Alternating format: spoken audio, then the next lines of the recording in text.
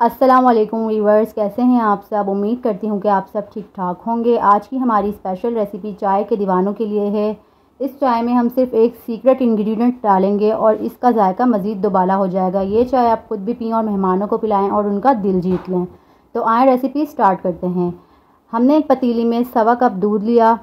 आपने इस चाय में पानी का इस्तेमाल नहीं करना क्योंकि ये दूध में ज़्यादा अच्छी बनेगी। और फिर मैंने 2 छोटी इलायची इसमें बीच से तोड़कर ऐड कर दी और साथ ही इसमें नॉर्मल चाय की पत्ती 1/4 चाय का चम्मच ऐड कर दी। इसी के साथ मैंने कश्मीरी चाय या ग्रीन टी भी 1/4 चाय का चम्मच ऐड की और साथ ही हस्बे जायका चीनी भी इसमें डाल दी। और फिर मैंने इसे अच्छी तरह से हिला लिया और फिर 3 से 4 मिनट तक मैंने इसे हल्की आंच पर पकने के लिए छोड़ दिया। 3 से 4 मिनट बाद मैंने इसे एक बॉयल देकर चूल्हा बंद कर दिया और चाय तैयार है।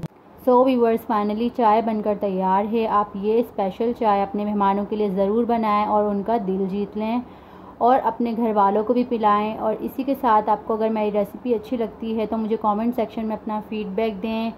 और साथ ही अगर आपने मेरा यूट्यूब चैनल सब्सक्राइब नहीं किया तो मेरा चैनल सब्सक्राइब करना ना भूलें।